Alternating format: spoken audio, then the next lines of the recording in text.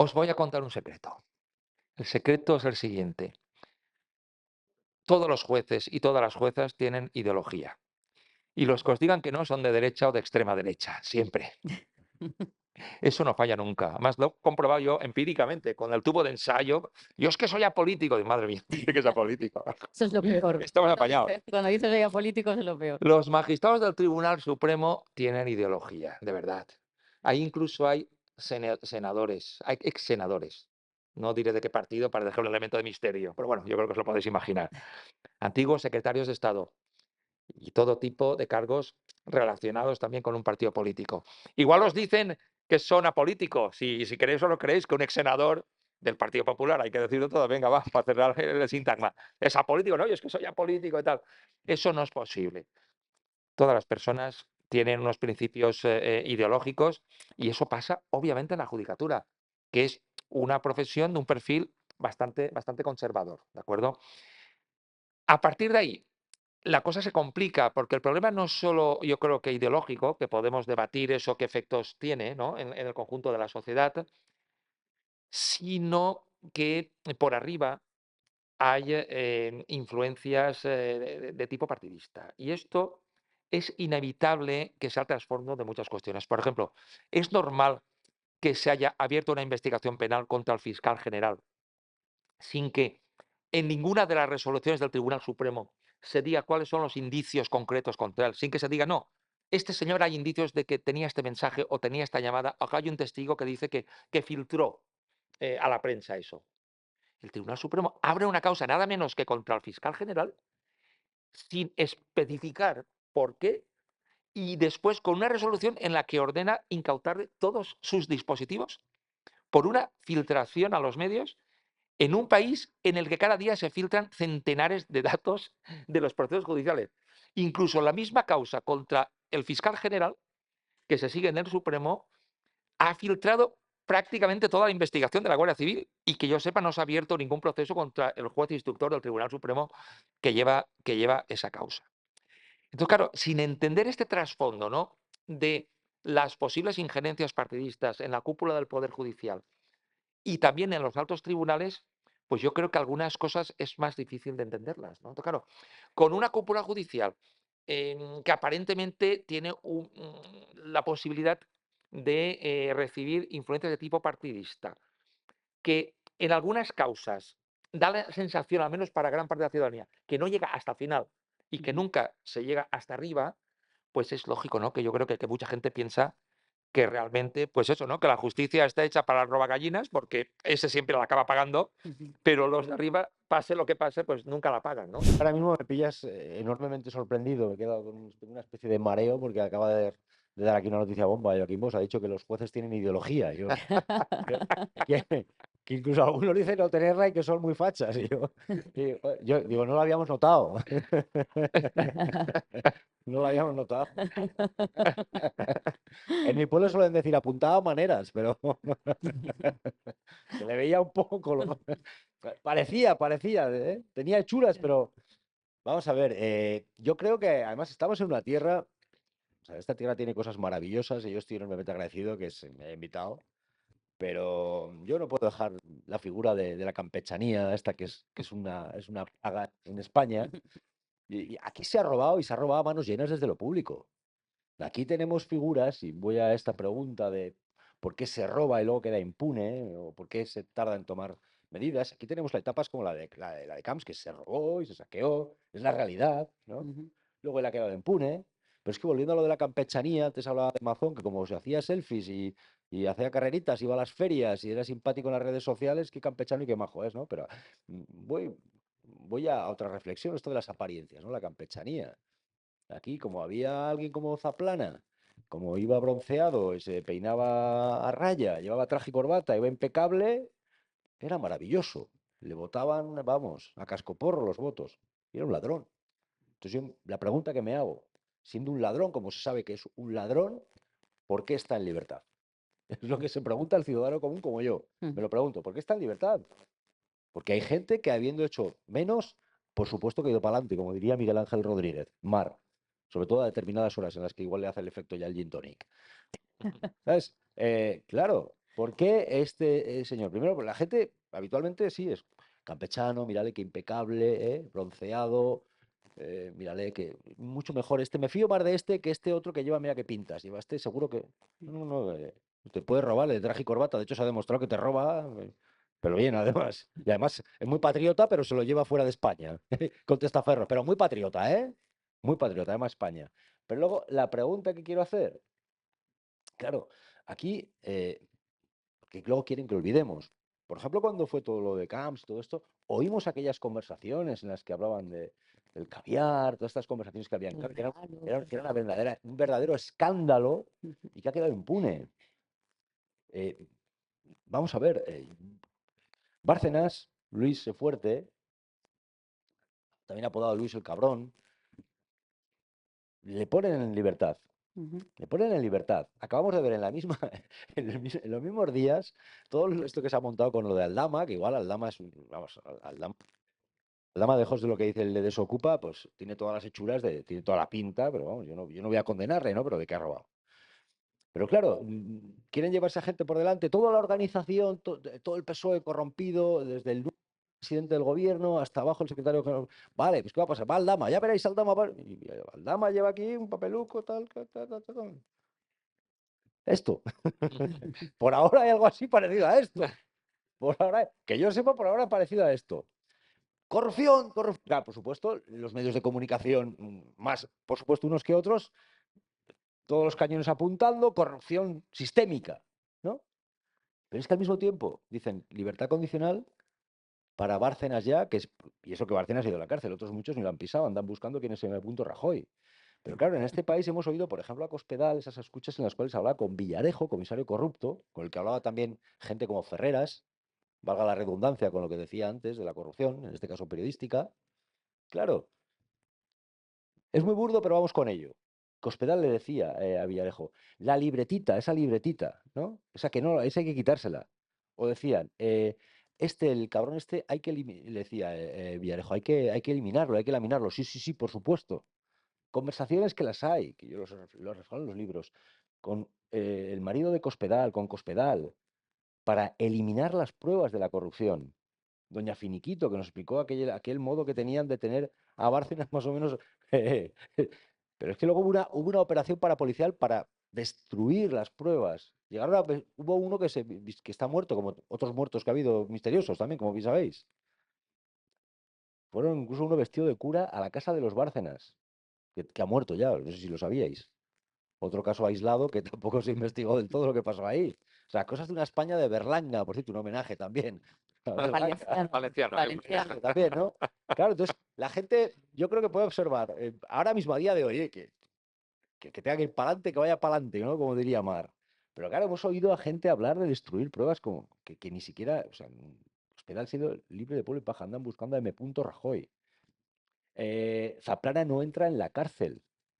Y yo, el que tenga que ir para adelante de lo de Aldama, que vaya para adelante, que diría Miguel Ángel Rodríguez. Pero claro, la gente observa, hay cosas muy evidentes y están en la impunidad, señor magistrado. Claro. Totalmente. Entonces, ¿no será acaso que, joder, ¿no? El que tiene padrino, se confiesa? Ahí hay un caso que yo creo ¿Qué que, ocurre con esa doble vara de medir en la justicia? sí, bueno, pues yo, enlazando con lo que estás comentando, creo que el caso paradigmático, porque has citado la palabra campechano unas 20 veces, pero no hemos hablado del campechano por excelencia, ¿no?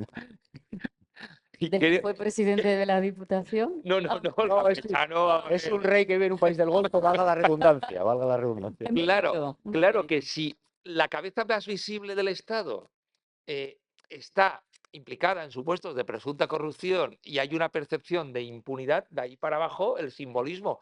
El jefe del Estado, sobre todo, tiene una función extremadamente simbólica, representa, en principio, a todo el país. Si hay historias turbias en ese ámbito, pues cualquiera puede pensar, bueno, pues si se actúa así, yo por qué no voy a hacer lo mismo. Lo digo porque a mí lo que me llama la atención de toda esta historia es que no solo el Poder Judicial en este ámbito, que ahora explicaré por qué yo creo que no ha actuado correctamente desde una perspectiva jurídica, pero los otros poderes del Estado tampoco. El tema del aforamiento.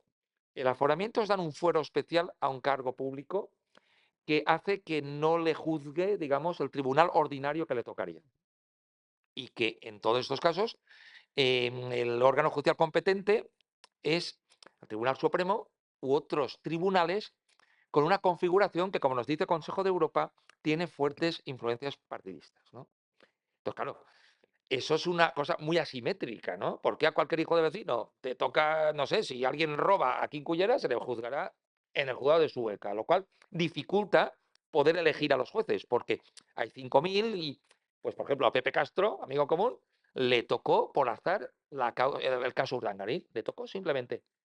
Claro, uno se pregunta, si el caso Urdangarín hubiera caído en un tribunal con aforados, ¿hubiera pasado lo mismo o no? Pues es una pregunta razonable.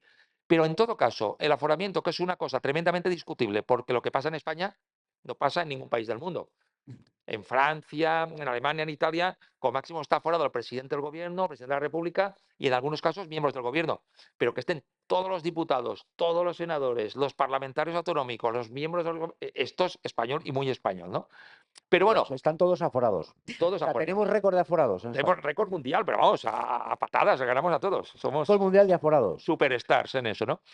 Entonces, la cuestión es la siguiente, que yo estoy absolutamente en desacuerdo con la figura del aforamiento, pero si tiene que explicarse cuál es su función, es dar algún tipo de protección, digamos, quienes desconfían de la judicatura de base dicen que así jueces más preparados son los que ven los casos de personas de más relevancia. Si eso no se hace en Dinamarca, ni en Holanda, ni en Francia, será por... Y Y si se hace aquí, también será por algo. Entonces, ¿qué se hace aquí? en todo caso, el argumento es ese, ¿no?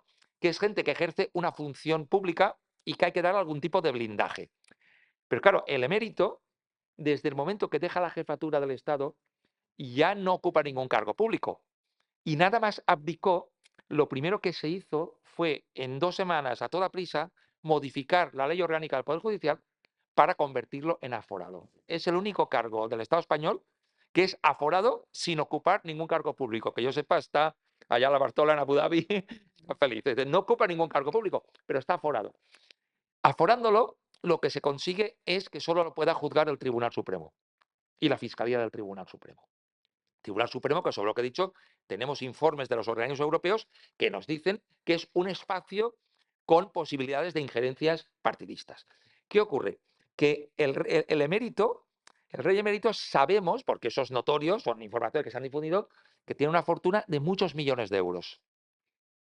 Y él no ha dado ninguna explicación de dónde ha salido toda esa barbaridad de dinero, porque de algún sitio es evidente que ha salido. Y hay datos que nos indican que hay indicios de que se pueden haber cometido fuertes irregularidades para conseguir esa fortuna. Y de hecho, el propio emérito, regularizando la deuda que tenía de casi 5 millones de euros con la Hacienda Pública, admitió que había cometido una gravísima irregularidad por no declarar todo ese dineral, ¿no? ¿Y qué ocurre? Que normalmente a cualquier hijo de vecino, si tú no le pagas a Hacienda y te notifica la Fiscalía o la agencia tributaria, el delito está consumado y tú ya no puedes decir que has regularizado a efectos penales.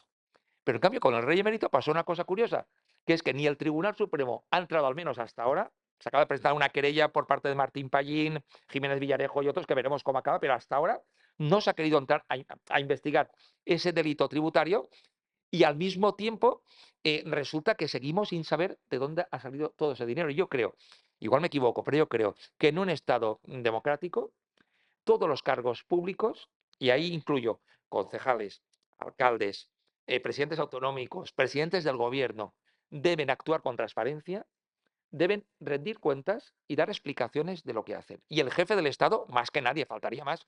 El jefe del Estado tiene que dar explicaciones, rendir cuentas y también actuar con transparencia. Por tanto, cuando yo veo que al rey emérito se le pregunta, ¿va a explicar de dónde ha salido su dinero? ¿Va a dar explicaciones? Y contesta, ¿explicaciones de qué? Ja, ja, ja, ja, ja.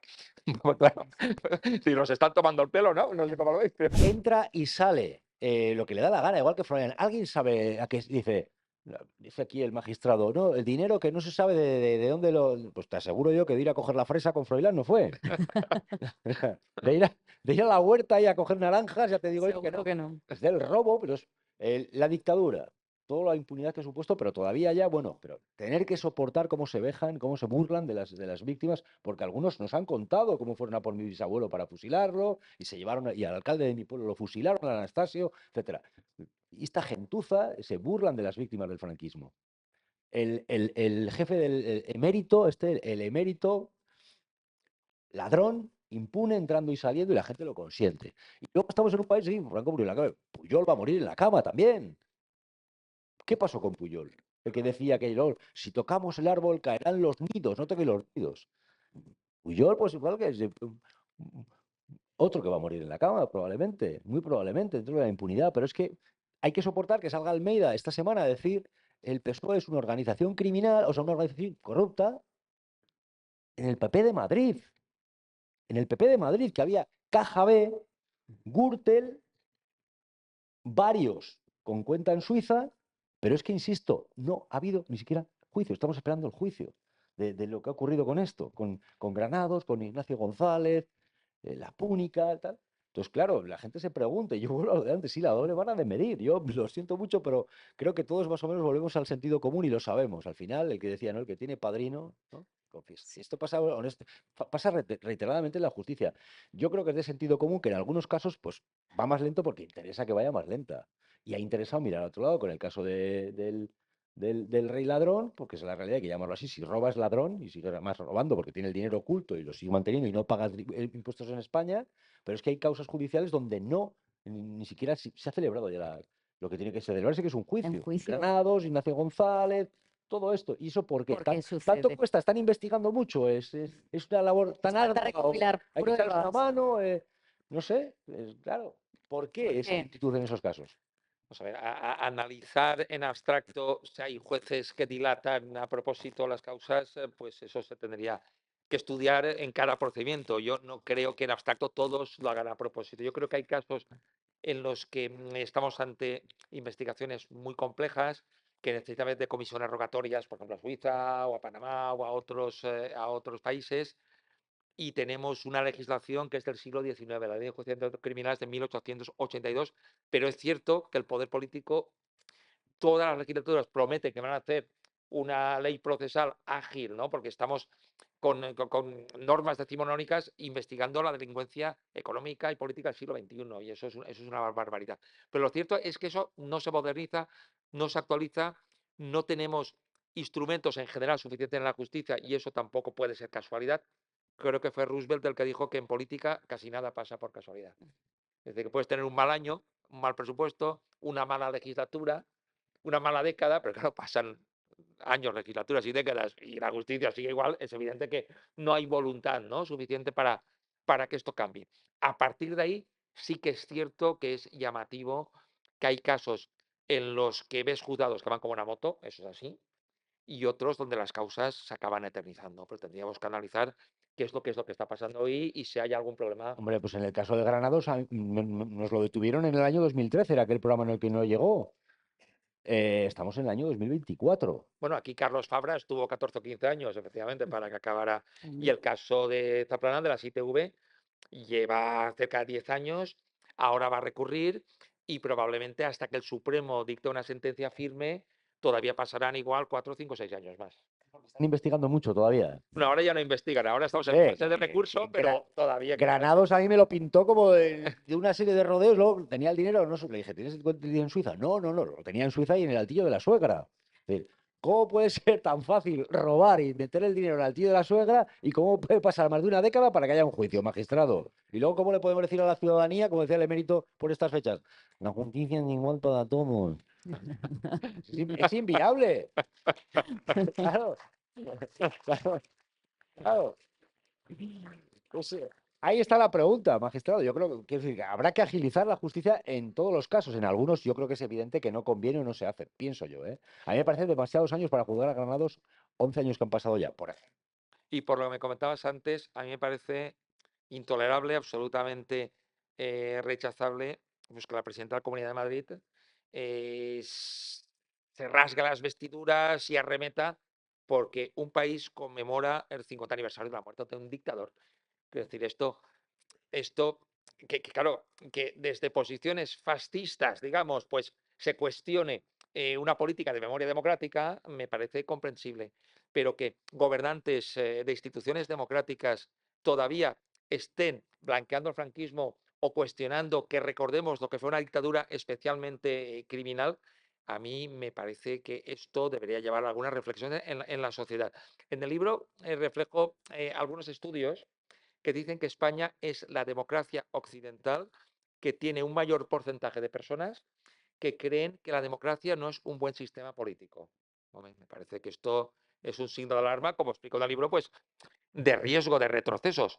Y está claro que todos los que han estudiado el tema concluyen que eso se debe al franquismo, a la influencia, que mucha gente aquí todavía piensa que el franquismo fue una etapa fantástica. Bueno, Lamentablemente. está Por bien. suerte no son mayoría en la sociedad, pero son porcentajes más altos que en otros países democráticos. Y si vamos a un retroceso de tipo autoritario, como el que hoy existe en Hungría, por ejemplo, que es, por cierto, el país más aclamado por la extrema derecha europea y también la española, si vamos a un sistema que discrimina a las mujeres, que limita el derecho al aborto, que discrimina a las personas por su orientación sexual, que se las saca a las personas homosexuales del espacio público, si vamos a hacer ese tipo de sistema, que es el que se sigue en Hungría, pues a mí me parece que debemos defender los principios del sistema democrático y reforzar la democracia. Y una forma de reforzar la democracia es efectivamente hacer una gestión adecuada, proactiva en materia de memoria democrática. Y lo que es intolerable, efectivamente, es que una sociedad democrática se haya construido con decenas de miles de víctimas de una dictadura en las cunetas y que en gran parte pues todavía sigan estando ahí. Y para que vengan aún diciéndonos que si de Franco todavía se habla, pero si Franco estuvo hasta hace 4 días en un mausoleo público pagado por toda la sociedad, si es que es una vergüenza. Y por tanto creo que este tipo de manifestaciones, este tipo de rechazo a la memoria democrática, creo que deberíamos darle más importancia de la que tiene, porque toda esta gente que sigue diciendo que el franquismo fue fantástico, en el caso de que fuéramos hacia atrás, serían de los primeros que apuntalarían los retrocesos. Y que hoy haya gente joven que diga que el franquismo fue una etapa paradisíaca, creo que nos demuestra graves fallos en el sistema educativo y en la gestión de la propia memoria. A mí me parece que en nuestro país hay problemas serios en la configuración de la separación de poderes, y Ujú. eso creo que lo percibe mucha gente. Creo que sería absurdo negarlo. Otra cosa es que se puede matizar cuáles son los niveles, quiénes son los responsables, pero el Consejo de Europa nos dice cada año en un informe anual durísimo que en España hay fuertes injerencias partidistas en la configuración de la cúpula judicial y de los altos tribunales del país. Ujú. Y a mí esto me parece preocupante porque los altos tribunales son los que controlan a los jueces de base. Y si un juez de base quiere practicar el lawfare para perjudicar a un partido político, a un gobierno, para beneficiar a otro partido, si cree que desde arriba no lo van a molestar, es una invitación a las injerencias también judiciales en el espacio público. Uno de los elementos que provocan el distanciamiento de la ciudadanía es que la gente puede pensar que democracia es ir a votar cada 4 años, ¿no? Y esto yo creo que es preocupante. Hay estudios también de la Unión Europea que cito en el libro que nos dice que en España ha bajado muchísimo la confianza de la ciudadanía en las instituciones democráticas, en los partidos y también en el sistema judicial. Ujú. Y claro, esto es un problema, porque esto puede ser el caldo de cultivo para que prosperen los discursos autoritarios que digan, veis, la democracia no funciona, aquí hace falta un hombre fuerte, como Trump, como Víctor Orbán, como Franco, que pegue un puñetazo en la mesa y que lo arregle todo en el acto, ¿no? No como ahora que estos políticos no se aclaran. Y después yo tengo la impresión de que los retrocesos en el Estado social también provocan mucho distanciamiento. Ujú. Han pasado en todo el mundo occidental, pero también han pasado aquí, ¿no? No podemos presumir de vivir en una democracia si después hay mucha gente que no puede acceder a una vivienda, que no se garantiza el derecho constitucional a la vivienda. Si hay gente que no tiene garantizada la cobertura de las necesidades básicas. Dice, no, tenemos libertad, pero tú no puedes tener libertad si no tienes un sitio donde vivir, si no tienes recursos para poder tomar tus decisiones. Y ese mínimo vital debe estar garantizado. Y yo creo que aquí las fuerzas políticas con más compromiso democrático se juegan precisamente que no haya una involución de tipo autoritario, porque son las que sí que pueden dar solución a todo esto. No podemos presumir de vivir en una democracia si hoy mucha gente joven tiene pocas expectativas de futuro. Yo, por ejemplo, tengo 2 hijos de 20 y 16 años y igual me equivoco, pero mi percepción es que yo tenía mejores esperanzas de futuro de las que hoy tienen ellos, Tienen ¿no? Y ellos. esto, claro, es preocupante porque en esos porcentajes es donde sitúan las mayores cotas de apoyo a los discursos ultra conservadores. Y a partir de ahí, mi impresión es que si algunos problemas no se solucionan, creo que mucha gente puede pensar que ir a votar al final no sirve de nada, ¿no? Por ejemplo, por mucho que se diga que la ocupación, los que se meten ahí son violadores, son sinvergüenzas, son gente que no quiere trabajar, yo como juez lo que veo siempre es que son personas del mundo de la exclusión social, de la marginalidad, que realmente es que no tienen dónde vivir. Y esa es la gran paradoja. En un país que tiene millones de viviendas vacías Ujú. en manos de entidades bancarias, de fondos Fondos buitre, de todo buitres. tipo de entidades, no garantiza el derecho a la vivienda de personas que tienen que entrar por la fuerza en estos espacios. Y creo que el sistema democrático también se la juega en esos debates. Porque si eso, la democracia puede solucionarlo y debe solucionarlo porque los derechos están en la Constitución. Si no lo hace, yo creo que hay mucha gente que puede pensar que hay poderes económicos que son más fuertes que la propia democracia y que al final el voto no acaba sirviendo porque tú votas para que se resuelva esto y hay problemas que no se acaban de resolver porque parece que hay elementos, ¿no? Digamos, en la estructura económica del país que no van a consentir determinadas transformaciones. Y creo que esas decepciones son las que acaban haciendo que mucha gente acabe quedándose en casa, que no vaya a votar, que no acabe creyendo en el sistema democrático y la reacción autoritaria, la reacción facilona de tipo ultraconservador, porque esto no pasa solo en España, aunque también pasa en España. Ujú. Hay países en los que estos problemas están ahí, ha habido retrocesos en materia de derechos sociales y esto está siendo apoyado por la nueva extrema derecha y es un riesgo para el futuro del sistema democrático. En España estamos a la cabeza en la Unión Europea número de corruptos, yo siempre digo eso, somos líderes en corrupción Sí. y colistas en el número de jueces, ¿no? Para Y es que perseguirla. además, La corrupción política en España es superior a la de Nápoles y Sicilia. Para entendernos, para entender de que esto, aunque aquí la minimizamos, miramos para otro lado, pero yo, claro, escribí un libro anterior a este de 400 páginas con un análisis de las centenares de sentencias de corrupción y claro, eso que estén, y vamos, lo del caso Koldo Ábalos no se ha aislado, igual que todas las piezas de casos Gürtel, de todo lo que hemos tenido en Valencia, la condena de Zaplana del otro día, todo lo que hay, pero aquí hemos tenido condenados en prisión o encausados presidentes autonómicos, consejeros autonómicos, alcaldes, presidentes de diputaciones, en el caso del País Valencià, de las tres, en el País Valencià, en Cataluña, en Baleares, en Andalucía, en Madrid, en Cataluña, en Galicia, en Canarias. Y os digo, ni en Nápoles ni en Sicilia, es que en eso también somos campeones, ¿no? Y claro, mirar hacia otro lado como si no tuviéramos un problema, cuando ves que los informes de la UCO sobre el caso Koldo Ábalos describen dinámicas muy similares a las que se ven en la sentencia de Zaplana, o la sentencia en su momento del caso Roldán, o las resoluciones del caso Naseiro, entonces ves que pasa el tiempo y que, como nos demuestra el caso del emérito, pues que no se entra realmente, ¿no? En el fondo de estos problemas. Creo que hay una clave que me parece importantísima y que nos vuelve, sí, de nuevo, a, si queréis, la campechanía o al caciquismo, el clientelismo que está ahí y que afecta también al periodismo. Es decir, aquí todavía hemos hablado muy poquito de periodismo, debéis saber, porque yo me lo encuentro cuando llego, por ejemplo, aquí a esta tierra, ¿no? Periodistas que están siendo despedidos en estas fechas, en medios que conocéis muy bien aquí, seguro, a la que se aparta por hacer su trabajo, pero que incluso se utilizan como cromos porque no convienen. Y eso entra dentro de ese clientelismo, de ese caciquismo. En España tenéis que saber que hay una importante cantidad de dinero público que va a medios de comunicación y eso condiciona, aparte de que muchas veces ocurre de forma que no es transparente y que es caciquil, condiciona también a quién se quita, a quién se pone y luego hay enjuagues también con cadenas de televisión, etcétera, etcétera, desde el poder. Y si queréis luego hablamos de esto si preguntáis, porque no quiero hablar tanto de mí como me interesa mucho hablar de la justicia, por ejemplo. Claro, estamos hablando de qué mejorar. Pues yo quiero preguntar también, ¿no?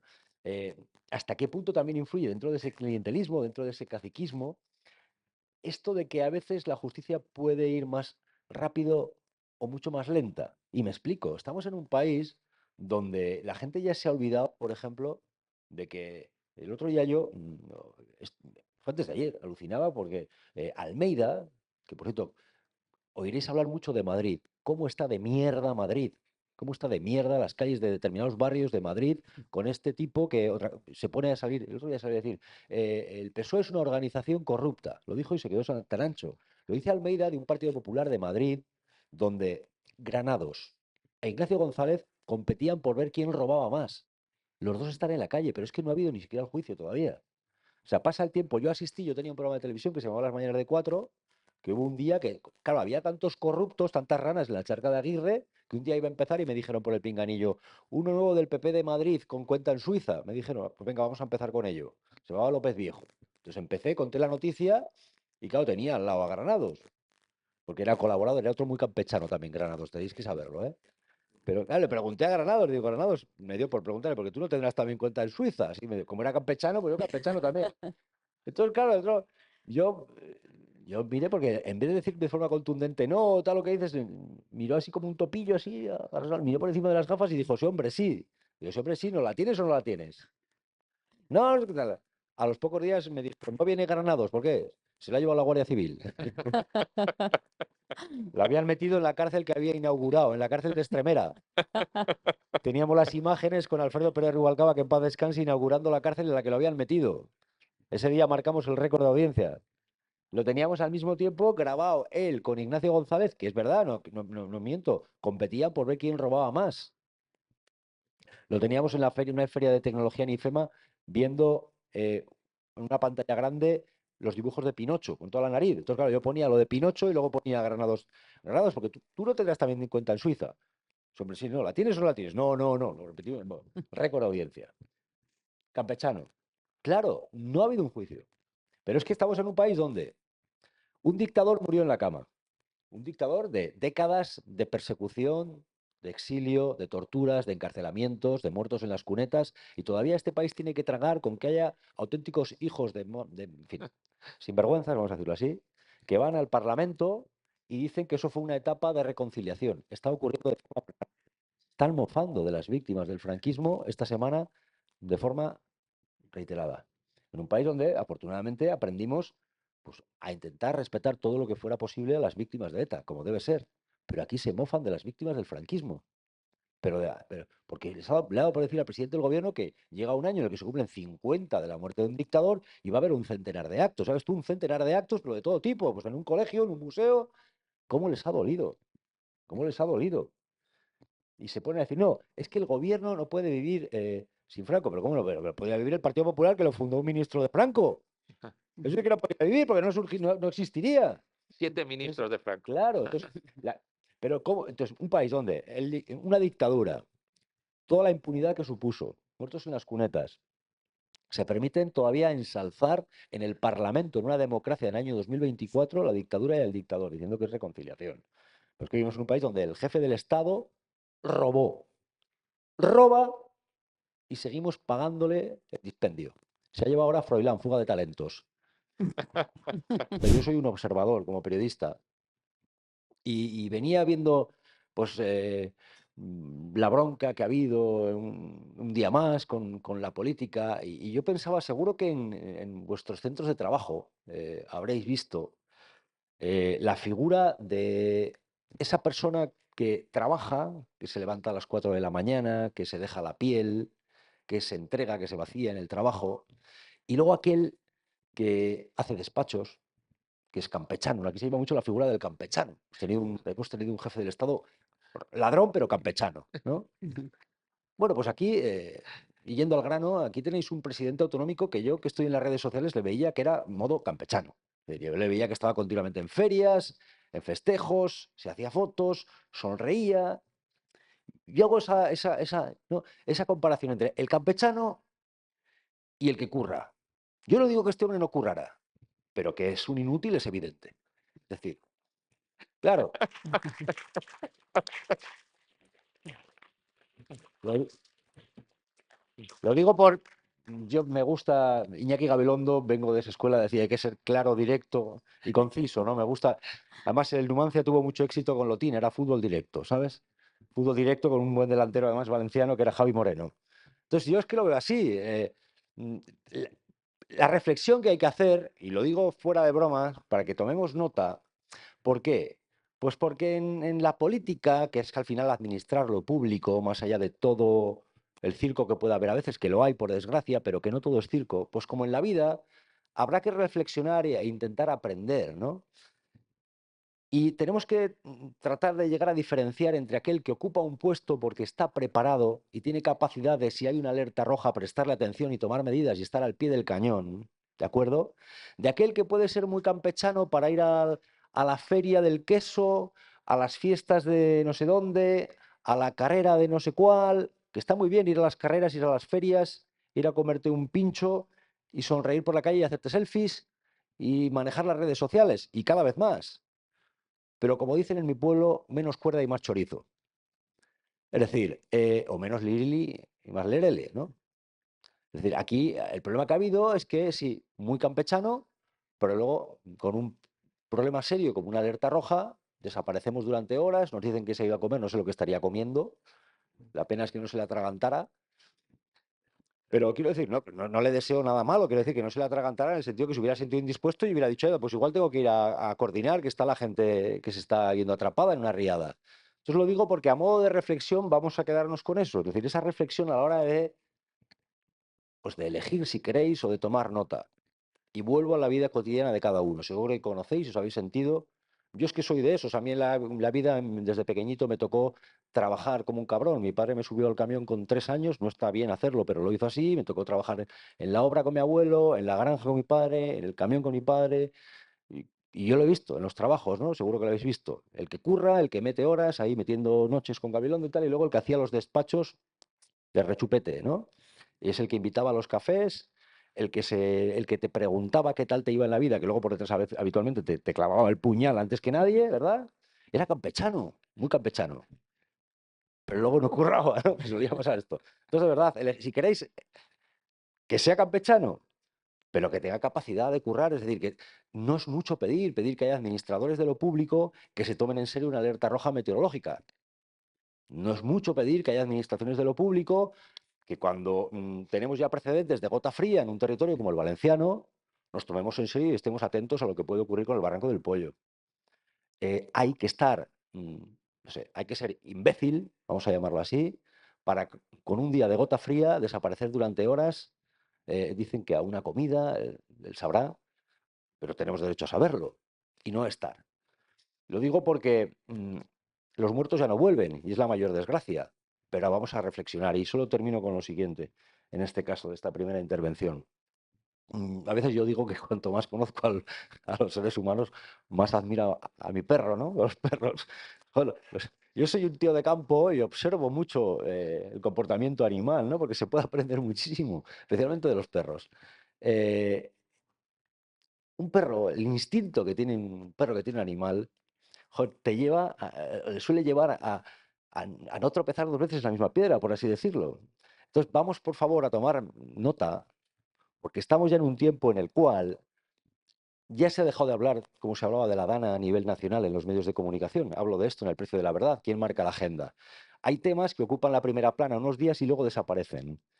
Y sigue habiendo gente que está sufriendo en localidades de Valencia porque tiene la mierda hasta arriba y va a pasar una Navidad de pena y no tiene para vivir. Igual que siguen matando a los palestinos en Oriente Próximo. Y no estoy equiparando. Estoy hablando de noticias que son de primera plana unos días y luego pasan a los breves o al segundo, tercero o cuarto lugar.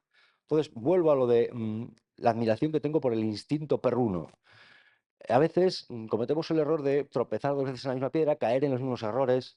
No puede volver a ocurrir. Es decir, qué triste que en una provincia marcada por episodios ya de gota fría haya ocurrido lo que ha ocurrido. No se haya tenido en cuenta el Barranco del Pollo, no se haya tenido en cuenta una alerta roja meteorológica. Entonces, aquí ahora que no ocurra como ha pasado recientemente con la pandemia. ¿Os acordáis que hubo una pandemia, ¿no? Donde estábamos metidos en casa y todo esto? La sanidad pública sigue estando muy mejorable. Se aplaudía, se dejó de aplaudir. La sanidad pública sigue estando echando una mierda y la están privatizando cada vez más. Pues en el caso de las medidas que hay que tomar, de verdad, tomad nota de un país en el cual todavía hay cretinos que le hacen más caso a Abascal que a un científico. Hay cretinos que le hacen más caso a Abascal que a un científico.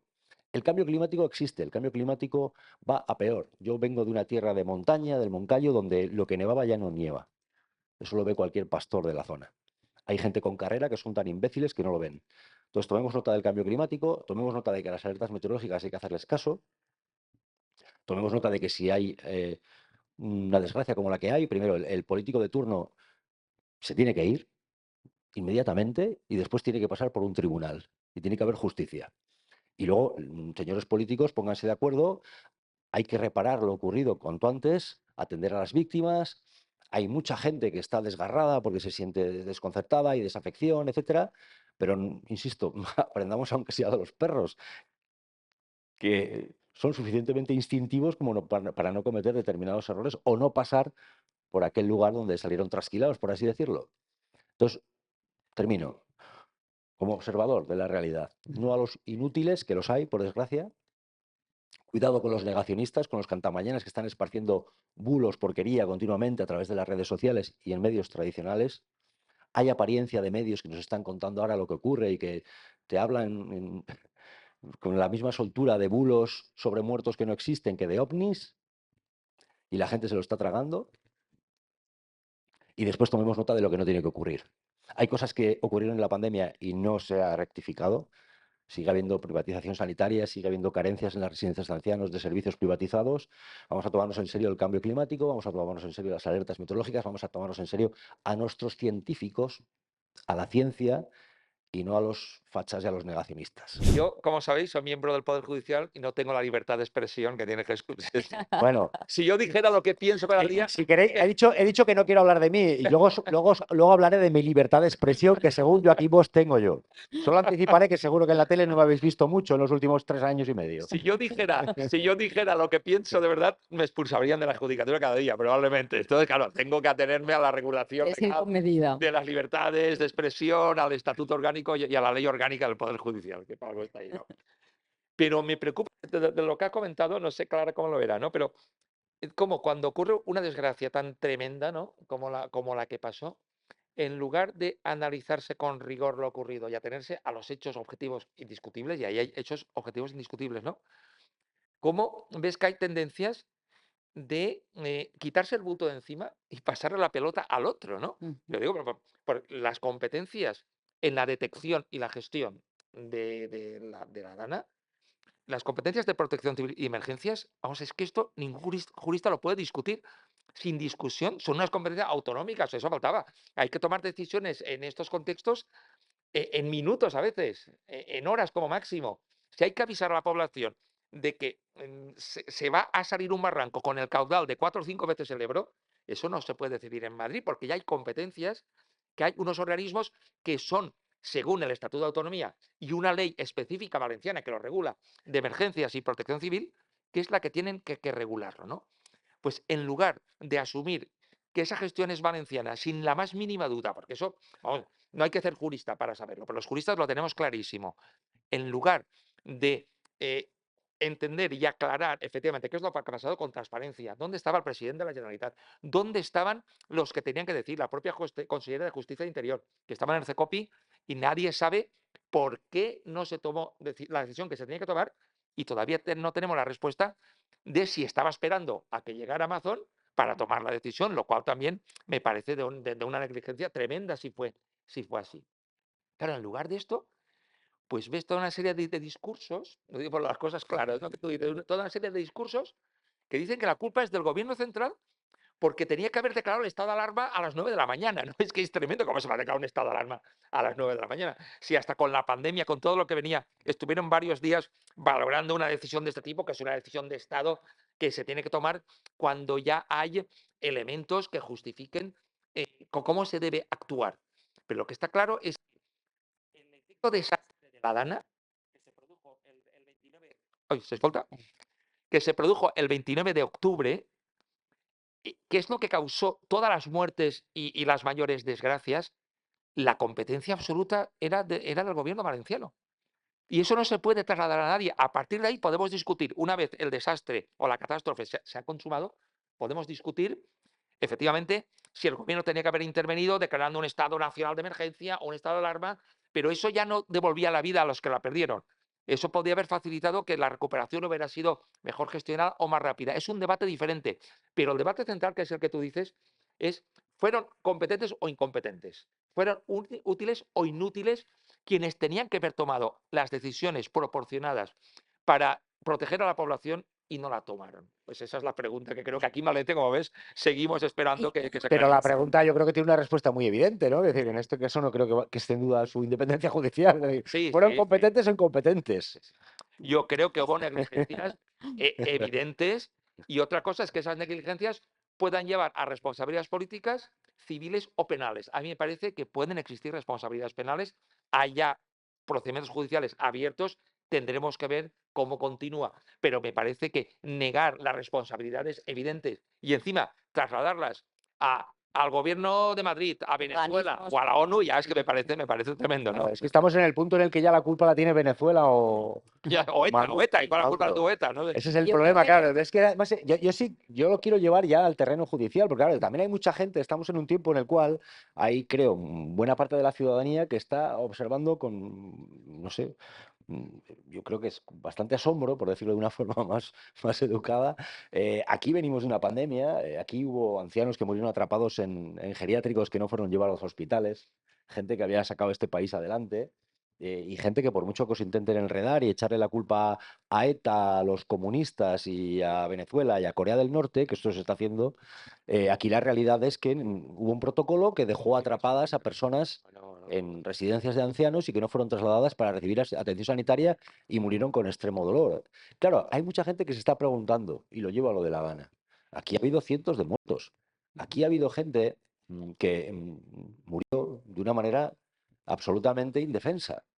Y yo creo que no hace falta tener, sería muy bueno tener estudios de derecho, ¿verdad? Pero vuelvo al sentido común y vuelvo, si queréis, incluso a la sabiduría perruna, porque sí, cada vez admiro más a los perros en comparación con los seres humanos. Yo creo que no hay que ser muy listo para pensar que el ciudadano medio paga sus impuestos. Sí, los paga, no como el de los pelotazos de las mascarillas, ¿no? Que ahora tiene esa deuda con Hacienda, que pronto a ver si llega la condena de una vez.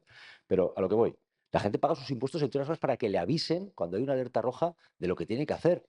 Para eso paga sus servicios públicos, que son tan importantes.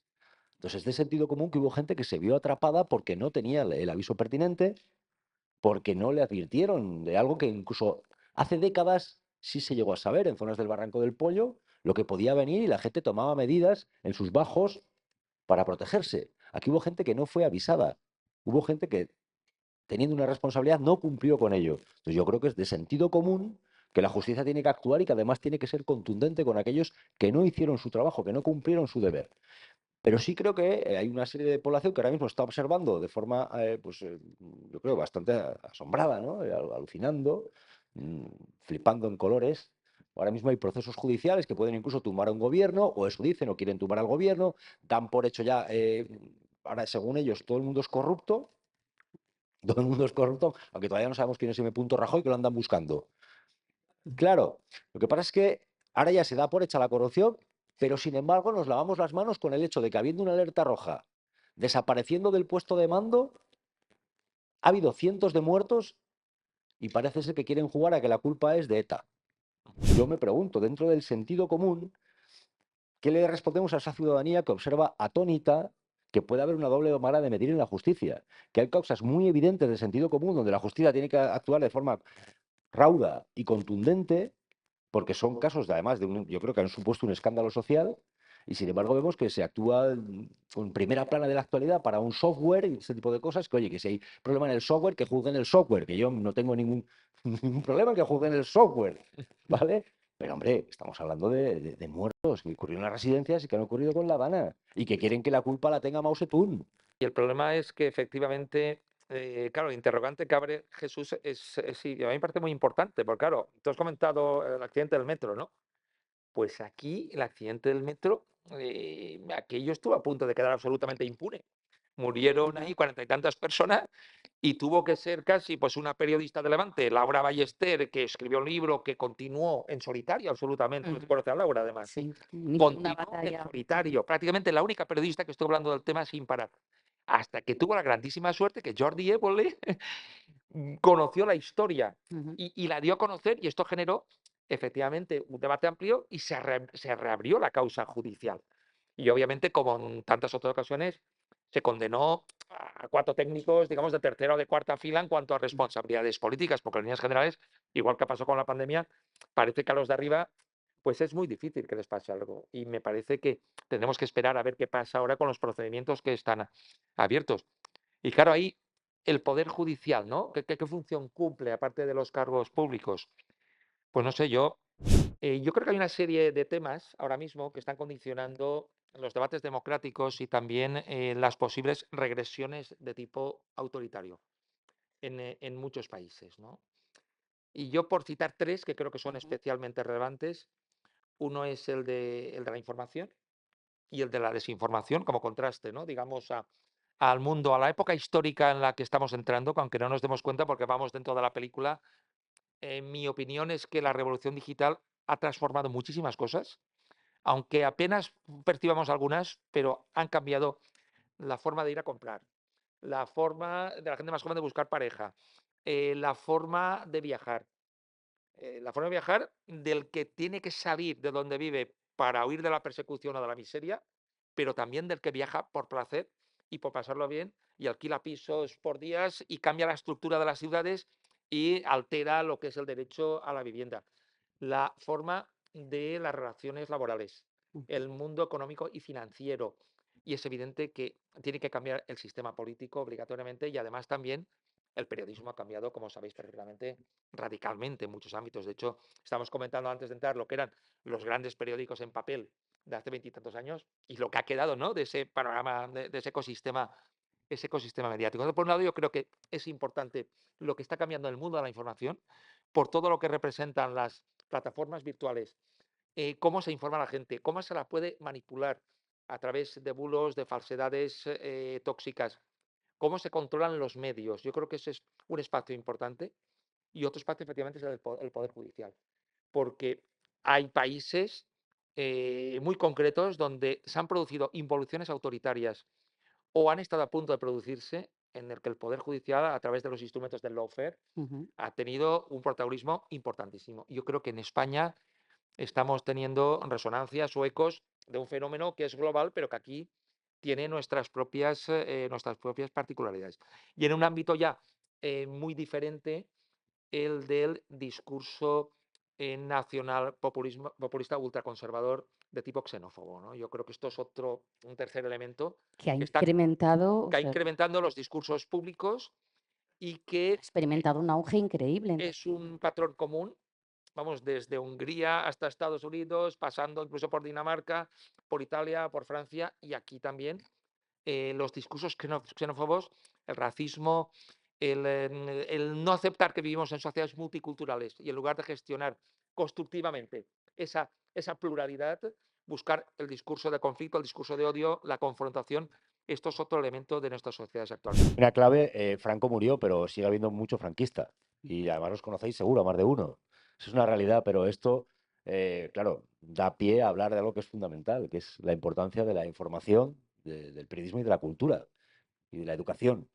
Eh, Efectivamente está ocurriendo y mucho que hay una buena parte de la ciudadanía que relativiza la dictadura o el franquismo porque realmente no lo conoce, o se lo han contado manipulado. Y eso está ocurriendo de forma constante en las redes sociales. Por eso yo aquí voy a hacer un pequeño espacio para hablar de la importancia que tiene la educación, la cultura, la información, el periodismo y contar a la gente lo que realmente ha ocurrido, porque se intenta ocultar, se intenta edulcorar. Es muy habitual ver en redes sociales como TikTok vídeos de Franco pescando salmones y un montón de comentarios de gente, este sí que era bueno, este tendría que volver, etcétera, un montón. Pero es que ves un vídeo y te ofrece, el algoritmo te ofrece 10. Estamos en esa cultura del algoritmo y de la relativización de algo tan terrible como una dictadura. Y hay una gran desinformación. Si a eso le añades que salen cargos públicos tan importantes como una presidenta autonómica o como un líder de la oposición que también se suman a ese carro, ya no os creáis que estamos hablando de algo casual. No, no, no, no. Hay un proyecto de edulcorar aquello que fue terrible, que fue una dictadura. ¿Por qué? Porque les conviene. ¿Por qué les conviene edulcorarlo? Pues porque tienen una relación con eso. Y les conviene relativizarlo. Aquí se está diciendo mucho estos días, ¿no? No, no hubo bandos. ¿Eh? Hubo bandos. Lo realmente importante no es que muriera Franco, fue la transición y la democracia. Entonces, dos cosas. ¿Qué pasa? Que la transición y la democracia surgieron como una seta. Cuando llegó la temporada, surgieron porque murió el dictador. Esa una. Luego, no hubo bando, no que va. O sea, no hubo una guerra porque hubo un golpe militar de fascistas. Fascistas italianos y nazis alemanes apoyando a los fascistas de aquí. No hubo bandos, no eran alegres pastorcillos. Por eso persiguieron a los de izquierdas, por eso fueron a por mi bisabuelo, porque estaba en el Ayuntamiento de la República, por eso mataron a Anastasio, el alcalde de mi pueblo, porque estaba, como digo, el alcalde de mi pueblo, al Simón, el de mi pueblo, puedo decir todo lo que pasó aquí y demás. No, no era bando, que va, eran alegres pastorcillos, ¿verdad? Y Campechano. Franco era también ni de izquierdas ni de derechas, como bien sabemos, ¿verdad? Hombre, no hubo bandos. Entonces, esto se está permanentemente edulcorando. Por eso la importancia de la educación y de la cultura. Vivimos en un país que le debe mucho a esos maestros y maestras que, por cierto, también fueron perseguidos y fusilados en algunas localidades porque se impuso aquella cultura nacional católica en la cual era aquello de muerte a la inteligencia. No convenía el conocimiento. Y hoy en día estamos mucho en esto, en esa confusión en la cual no conviene que el pueblo conozca. Y El precio de la verdad es un libro que va fundamentalmente de eso. ¿Por qué? Pues porque lo que se está intentando es llevar a la ciudadanía a un sentimiento de permanente entretenimiento en los medios de comunicación, no profundizar en los temas, el pensamiento crítico ya no conviene, hay periodistas que somos apartados, por mucho que tú tengas audiencias, que la gente te vea, si hay enjuagues de poder con el que tiene el programa en la otra cadena porque le conviene que no estés ahí, se hace un enjuague de poder y te mandan a tu casa y puedes estar como llevo yo 3 años y medio apartado de los grandes medios de comunicación. Lo hacen en la España del año 2024. ¿Por qué? Pues porque los intereses se imponen al derecho a la información muchas veces. Claro que ocurre, por supuesto que ocurre. Y porque la manipulación, y eso está ocurriendo, y es una de las grandes pestes del tiempo que vivimos, la manipulación, la desinformación, los bulos, es una palabra que se ha puesto tan de moda, que es la mentira, la trola de toda la vida, son una auténtica lacra hoy en día. Por eso sí, hay capas de la población, especialmente jóvenes, especialmente varones, que tienen tendencias hacia la extrema derecha y que relativizan la dictadura que Pues, supuso persecución, torturas, ejecuciones y gente que se tuvo que ir del país y gente a la que mataron y gente que sabe que hay franquistas que todavía viven de la rapiña de sus familiares y tienen que soportar que en el Parlamento se diga que fue una etapa de reconciliación. Eso lo hace la manipulación, lo hace la desinformación. Está ocurriendo de forma permanente en determinadas redes sociales y lo están haciendo políticos a los que les pagamos, ustedes y yo, para que se burlen de los familiares que tenemos víctimas del franquismo.